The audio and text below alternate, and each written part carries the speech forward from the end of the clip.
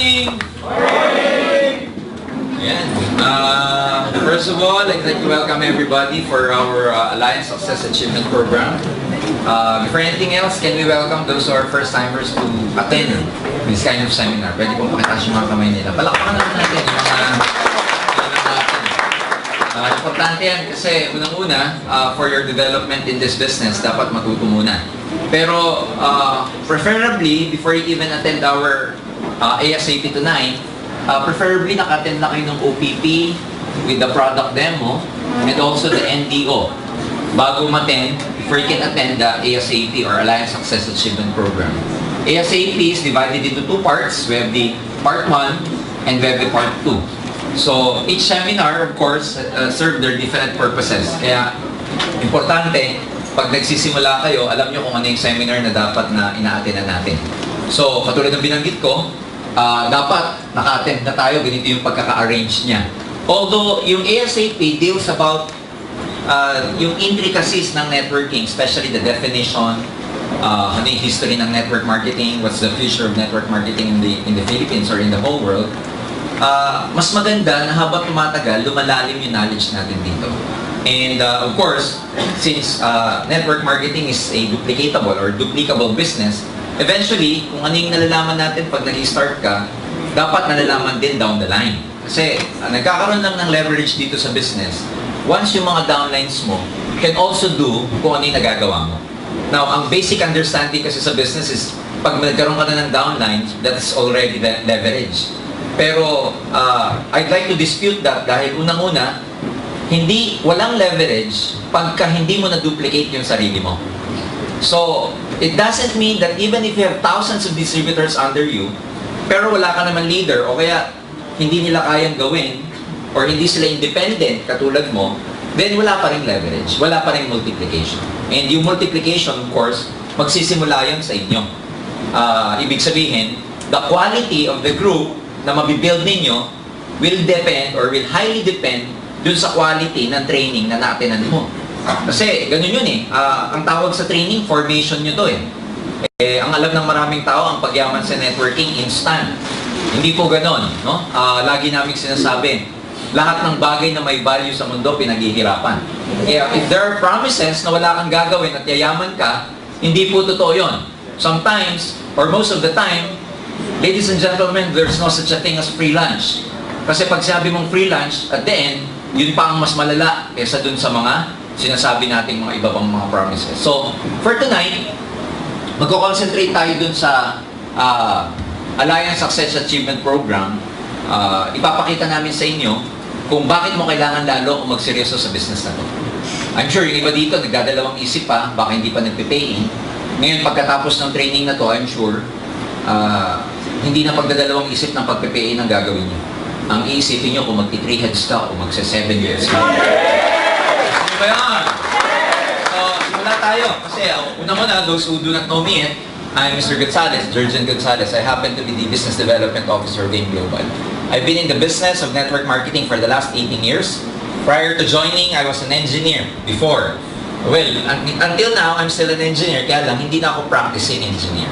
And doon sa mga taong nag-iisip kung pwede bang gawing career ang AIM Global or ang network marketing, yan yung matututunan natin this evening. Kasi to a lot of people, ang understanding about this business, part-time pwedeng gawin o kaya supplemental income lang. Gone are the days, ladies and gentlemen, ang direct selling at networking, supplemental income lang. Tapos na po yung period na yun. Because ang network marketing nowadays, ladies and gentlemen, believe me, kayang palitan ang profession na ginagawa mo yun. Yes! Sabihin, ang network marketing, pwede niyang palitan yung career mo in the sense that you have a bigger future in this business. And to a lot of people, they do not do their best simply because they do not know what's in store for them. Hindi nila alam kung ano yung naghihintay sa kanila eh. So ngayong gabi, yun yung mga i-discuss natin about ASAP or ASAP. Okay? So everything starts with training, ladies and gentlemen. This is very, very important. Basic to. Gusto namin ipaliwanag sa bawat isa na lahat may pag-asa sa business na to. We always say na yung training is the backbone in building your network kasi it doesn't matter kung hindi mo siya linya eh. Since may training, eventually, pwede mo siya maging linya. Kasi ang alam ng maraming tao, at the back of their mind, ang iniisip nila, siguro yung mga successful dyan, magagaling kasi. Siguro yung mga successful dyan, linya nilang networking. Siguro yung mga kumikita dyan, talagang mga bihasa na, or expert na, or masters na. Siguro yung iba talagang meron tinatawag na people skills. That's why they're making a lot of money networking. But ladies and gentlemen, you have to look at this business on a perspective na not everybody who joined this business are network marketers na magaling na. In other words, lahat ng tao naging successful dito, bago sila maging expert, ibig sabihin naging ano muna sila, neophyte. Ibig sabihin naging apprentice, naging bago din. Kaya nang ba't sila gumaling? Sa kaka-training. Sa kaka-attend, kaka-attend. And I always say that, in fact, when I talk, lagi kong sinasabi sa maraming tao na, you know, lahat ng bagay napapag-aralan. Lahat ng bagay pwede mong gawing linya. Kasi, you know, scientifically explained, ang brain is created in such a way that it has the capacity to learn everything, practically everything, that the human wants to learn. In other words, kaya nating pag-aralan, matutunan lahat ng bagay. Of all the species na create sa buong mundo, tao lang ang may kakayahan na gano'n. We have this part in our brain called the frontal cortex. Itong frontal cortex na to, meron siyang mga mirror neurons that it can actually copy kung ano yung nakikita niya. Such that it can rewire, it can create new neural pathways in the brain para lang mapag-aralan o matutunan mo ang isang bagay. Can you imagine gano'ng kagaling yung brain na kaya niyang gumawa ng wiring para sa bagay na gusto mong matutunan? And alam niyo, pinag-aralan sa buong mundo, kahit samahin mo pa lahat ng supercomputers sa buong mundo, nothing can ever match the power of the human brain. Ganong kalupit. Now, ang maganda nito, lahat tayo may brain. Tama ba ako? So that gives hope to everybody na kahit hindi mo alam ang networking, basta sineryoso mong pag-aralan, magiging master ka at expert ka sa business nito. Tama ba? Kasi that explains why, pagka meron ka palang gustong matutunan, let's say you want to play the piano, you want to learn how to play the piano. Eventually, when you learn, marunong ka na, tapos after some time, let's say you're not playing piano anymore, that explains why, pagka after several years, pag hinawakan mo yung piano, marunong ka pa din. Ang tagal mo nang hindi ginagawa, pero, you know, pag nag-play ka, marunong ka pa din. You know, I play guitar. Yung high school ako, nagigitara ako. And matagal na akong hindi nagigitara, pero bigyan mo ako ng gitara ngayon, alam ko pa yung kapa. Alam ko pa yung mga, you know, the chords. Why? That explains yung tinatawag na tacit knowledge. Pag na-rewire na yung brain mo for something, hindi na siya nalilimutan. So, ang gagawin mo lang, mag-rewire. So, sabihin mo sa katabi mo, rewire. Kailangan mag-rewire. Kasi pag na-rewire na, matututo ka. So, eventually, ladies and gentlemen, as time goes by, as you learn this business along the way, your chances of becoming successful increases. Tumataas yung probability na magiging successful ka because along the way, natututo ka. Ang isang bagay, pag paulit-ulit mong ginagawa, ang sinasabi, dumadali. Well, technically speaking, hindi naman dumali yung task. Ang totoo doon, gumaling ka kasi, kaya dumadali. So eventually, believe me, gagaling ang marami sa inyo dito na network. So, kahit saan, sisimula muna tayo sa foundation of the building. So, importante yun. Bago maging reality, ang isang bagay, magsisimula muna sa invisible kung tawagin.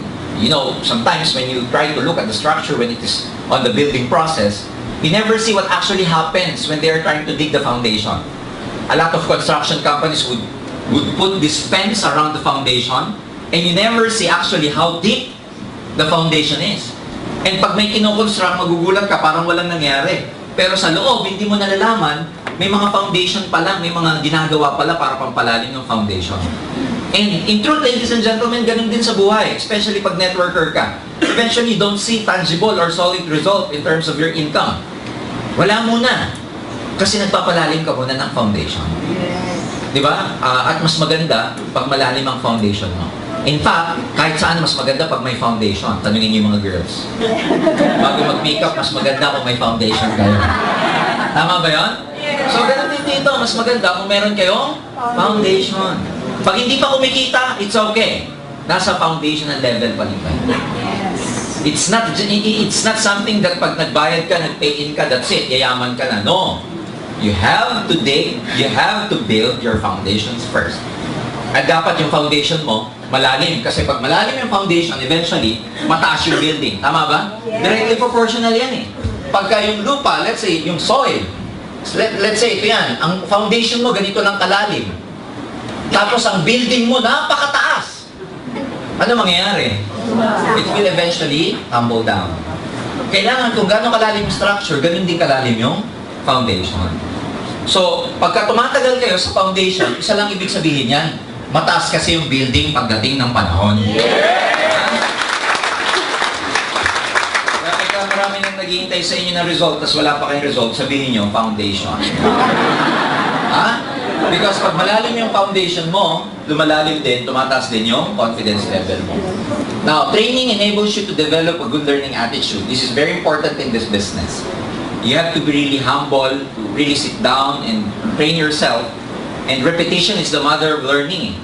So eventually, you have to really attend. Kahit na ilang beses na kayong nakaka-attend, a-attendan mo pa rin siya. Importante yun. Now, attitude is more important than skills. This is very important also. To develop the right attitude in this business. Kasi there are so many things in terms of our programming. There are so many things in our mind. There are so many things or there are so many programs installed, okay, in our mind that are no longer that doesn't serve us anymore.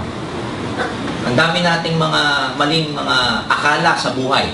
Ang daming mga maling philosophy. Importante yung pag-attend ng training kasi dito natin natututunan yung mga tinatawag na success formula, yung mga tinatawag na success principles, yung mga success philosophies. And pag in-apply mo itong mga philosophies na to, ito yung mga magiging guiding principles mo to become successful. Our basic or our most fundamental formula for success is this. Okay? Mindset, your mindset, plus skill set, plus action equals success. So there are three things you have to consider to become successful. Your mindset, the skill set, and applying what you've learned for taking action to become successful. Mindset, ano ba itong mindset? Nandyan yung attitude mo. Mindset, nandyan yung mga programs mo. Mindset, nandito yung mga philosophies mo. Mindset, nandito yung mga matagal mo nang natutunan. And believe me, for all we know, ladies and gentlemen, and for the last 18 years that I've been involved in this industry, isa lang ang natutunan ko. Maraming tao kung ano yung buhay nila, sila rin ang nag-create. Ulitin ko kung ano yung buhay natin, we are the creators of our own lives. Kaya kung hindi ka masaya ngayon, ikaw nag-create niyan. Kung hindi ka healthy ngayon, ikaw din nag-create niyan. Kung hindi ka masaya sa relationship mo, ikaw din nag-create niyan. The sad news is, kung wala kang pera, ikaw din nag-create niyan. The good news is, pag mayaman ka, ikaw din ang nag-create niyan. So, ibig sabihin, hindi kung ano yung buhay mo ngayon, hindi mo na mababago. That's the positive side of it. Hindi kung ano yung itsura ng yung sitwasyon mo ngayon, hindi mo na mababago. Kaya mong baguhin yan, number one, kung magbabago ka ng mindset. Because a lot of people, dito nagkakamali, or hindi nila kasalanan to. Believe me, what we have learned over the past few years in our lives, na-acquire lang natin yan, hindi natin sariling knowledge. In fact, ang kasabihan nga, kung ano yung alam mo ngayon, how you behave, or your attitudes, kung ano man yan, influence yan ng environment mo. And sometimes, pag bata ka, hindi ka naman makakapili kung ano environment mo eh. Ang wisdom ng totoong tao, di ba? Sabi nga nila, ang intelligent na tao, yung may capacity ka, na-entertain ng lahat ng thoughts, pero hindi kailangan i-accept mo. Yes. Now, nung bata ka, wala ka ng ganung klaseng intelligence. You just need, you entertain a lot of thoughts, and at the same time, you accept a lot of thoughts. And marami doon, sa mga thoughts na yon, mali ang program. Kaya ang tawag natin dyan, marami sa mindset natin, na-corrupt na. Kumbaga sa computer, yung file, na-corrupt. Punong-puno ng virus. Ito mga virus na to nagko-corrupt sa mindset. Ano yung mga yun? Wala kang tiwala sa sarili mo, you don't believe in yourself, virus yan. Yung lagi mo sinasabi sa sarili mo, hindi ko kaya, virus yan. Yung sinabi mo sa sarili mo na pinanganak akong mahirap, mamamatay na akong mahirap, virus yan. Yung narinig mo na, you know, money is scarce. So a lot of people, lumaki na ang tingin nila sa pera, mahirap kitain. So a lot of people na nakikita nila ang pera scarce, hindi abundant, virus yun. Yung mga self-limiting belief. Self-limiting belief are the beliefs we place upon ourselves na tayo lang naglagay. Like things like, hindi ko kaya, hindi ako magaling, I cannot become successful, etc. Mindset, ano pa? May mga virus na yan. Mga virus na lagi tayong nasa victim mode. Ano yung victim mode? Diba? Mahirap lang kasi kami. Hindi ako nagpag-aral sa magandang eskwelahan. Galing lang ako sa lumang paaralan sa mababang bayan. Mga ganun. Luma na, mababa pa. You know what I'm saying? Madami. Yung narinig natin nung bata tayo na, you know, anak, huwag ka na mag-ambisyon, mahirap lang tayo. Kaya masyadong, you know, hindi tayo masyadong yung mga pangarap natin. Marami yan. But, you know, what I'm saying is this. If you attend more trainings, I'm very happy to tell you that lahat ng mga programs natin na mali sa kaka-attend mo ng training, magbabago yan dito sa business natin. Okay? Kasi, yung sinabi ko, marami tayong maling mindset na. So, your attitude is more important than skills. Kaya sa kaka-attend ng mga training, madidevelop mo yung mga right attitude to become successful. The question is, are you ready to become successful? Yes! Because most people would want to become rich, would want to become wealthy, pero hindi sila handa. Paano hindi handa? Katulad ng sinabi ko, they never prepare, hindi umate ng training. Can you imagine a soldier going to a battle na walang pinagdaan ng training? Malamang makarinig ng putok ng granada yan, umihina sa salawan niya. Tama ba? Now, can you imagine going out there, talking to your prospects, presenting this business to your friends, and you're not equipped? Now, you blame the business, ang hirap naman mag-networking, ang hirap mag-aim global. When in fact, the truth is, you're never actually prepared. Minsan, ang dami mong rejection, i-blame natin sa networking, ang hirap talaga. Pero ang question doon, prepared ka ba talaga kasi bago ka lumabas? Now, you know, ang sabi nila, luck in real life is not real. Luck is when preparation meets opportunity. You become lucky when you are prepared and you have the right opportunity. Now, the opportunity, hindi na question yon. Kasi maganda talagang aim global eh. So, ang challenge dito, are you prepared? Or are you preparing yourself for success? Yun eh, kaya ka nag-invest ng time dito, kaya ka babalik ng babalik. Na kahit hindi ka pa kumikita, okay lang kasi prepare mo yung sarili mo eh. Yes. Nasa una, okay lang hindi kumita, okay lang pagtawanan, hindi ka pa magaling eh. Mas nakakapagtaka naman yung marami nang naniwala sa'yo na hindi ka pa magaling. Alam mo yun? Yung hindi pa ka panipaniwala yung sinasabi mo, ang dami nang naniniwala. Mas nakakapagtaka yun. Mas maganda yung alam mo na hindi ka pa magaling, dahil nagpe-prepare ka pa lang, yung batting average mo, mababa pa. Pero you know, eventually, ladies and gentlemen, what you lack in skills, eventually, because you have the right attitude, darating ang panahon, may enhance mo rin yung craftsmanship mo. Darating ang panahon, yung confidence level mo is so high already that you can actually face anyone, kahit sino prospects. Kumakapal na yung mukha mo, lumalakas sa loob mo, dumadaldal ka na. Nakikita mo yung bibig mo, nagsasalita na mag-isa. Tinitignan mo siya ganyan. Teka muna, ba't ang daldal ko na? Because you gain actually the confidence along the way. Attitude is more important than education. That explains why we have people like Leo Caduya, grade 5, from Tagbilaran, Bohol, who is now a multi-millionaire, making a lot of money, driving his 2 cars, and building his 4-story house somewhere in Tagbilaran. Grade 5. Naka-recruit down the line, grade 6. Si Wilfredo Laway. O ganun din. Kabibili lang niya ng Fortuner lately. That explains why a lot of successful distributors here, in spite of their background, they lack education, they never went to college, they never experienced graduating from high school, and yet they are very successful. Why? Because their attitude is more important than their education.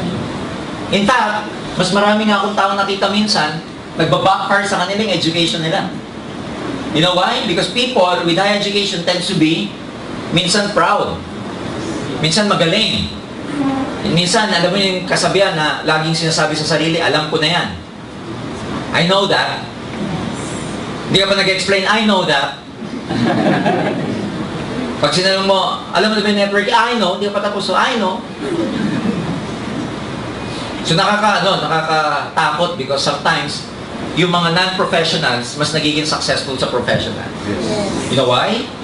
Kasi yung non-professional, may ano siya, may fallback siya. May pinag-aralan siya eh. Sasabihin niya, you know, even if I don't become successful here, I have my work, I can still advance in my career, I have a good job, kikita naman ako, may pera naman ako. So kahit na hindi kumita dito, okay lang. Pero yung non-professionals na nag-join ng networking, wala nang babalikan. Ang pinanggalingan, dead-end job. Walang future sa pinanggalingan trabaho. Isipin mo, tricycle driver, ano promotion doon? Wala ka naman makikitang, you know, director, tricycle driver. Wala naman makikita. That's why, when they did networking, when they did AIM Global, they did their best. They burned their bridges. They burned their ships. Wala nang babalikan. That's why most of the time, nagbabackfire to sa maraming tao. And then they ask themselves, bakit sila walang tinapos na gawa? Ako, taas ng tinapos ko, hindi ko kaya. Because it's not a matter of education, it's a matter of commitment. Wala yan sa wala yan sa galing eh. Tatalunin ka ng taong hindi magaling pero masigasig. Kasi kahit anong talino mo, tatalunin ka na masigasig dito sa negosyo.